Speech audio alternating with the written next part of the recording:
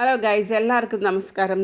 ഞാൻ നിങ്ങളെ പരിചയപ്പെടുത്തുന്നത് ഒരു സമ്പൂർണ്ണ ആഹാരമാണ്. അതായത് ബ്രേക്ക്ഫാസ്റ്റിനോ ലഞ്ചിനോ ഒക്കെ ഉപയോഗിക്കാൻ പറ്റുന്ന, ഡയറ്റ് നോക്കുന്നവർക്ക് കാർബോഹൈഡ്രേറ്റ്സ് കുറവുള്ള ഒരു ഫുഡാണ്.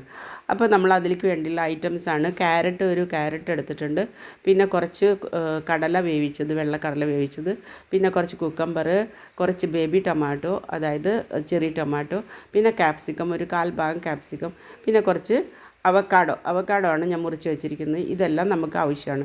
പിന്നെ അപ്പോൾ നമ്മൾ ഇതെല്ലാം ഓരോന്നായിട്ട്, ഈ വെജിറ്റബിൾസ് എല്ലാം ഓരോന്നായിട്ട് നമ്മൾ എന്താ പറയുക, ഒലിവ് ഓയിലിൽ നമുക്കൊന്ന് വാട്ടിയെടുക്കണം.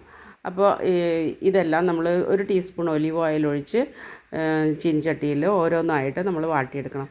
ജസ്റ്റ് ചെറുതായിട്ട് എല്ലാത്തിലും ഉപ്പിട്ട് വേണം വാട്ടിയെടുക്കാനായിട്ട്. എല്ലാം ആദ്യം ക്യാരറ്റ് ഒന്ന് വാട്ടി ജസ്റ്റ് നിറം മാറുമ്പോഴത്തേക്ക് നമുക്കത് എടുത്ത് മാറ്റാം. പിന്നെ ക്യാപ്സിക്കം ജസ്റ്റ് ഒന്ന് ചൂടായാൽ മതി. അതും ഇതുപോലെ ഉപ്പിട്ട് വേണം. ഉപ്പെല്ലാം കഴിക്കണം. ഇനി ചെറിയൊരു നുള്ളുപ്പ് ഇടണ്ട കേട്ടോ. പിന്നെ കടലയിൽ നമ്മൾ ഓൾറെഡി ഉപ്പിട്ടിട്ടുള്ളതാണ്, ഉപ്പിടേണ്ട ആവശ്യമില്ല. ജസ്റ്റ് ഒന്ന് ചൂടാക്കി ഒലിവ് ഓയിലൊന്ന് ചൂടാക്കി എടുത്താണ്. പിന്നെ ബേബി ടൊമാറ്റോ ആണ് ഞാൻ ഉപയോഗിച്ചിട്ടുള്ളത്. ഇത് കാണാൻ നല്ല രസമല്ലേ, നമ്മൾ സാലഡ്സിലൊക്കെ ബേബി ടൊമാറ്റോ ഉപയോഗിക്കുന്നത് നല്ലതാണ്.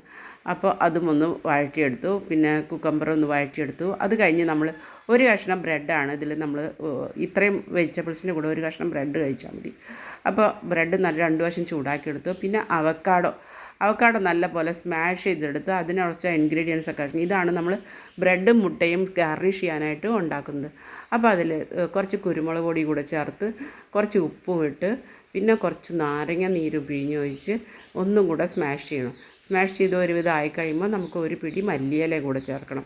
ഇതും കൂടെ ചേർത്ത് കഴിഞ്ഞാൽ അടിപൊളിയാണ്, സൂപ്പർ ടേസ്റ്റാണ്.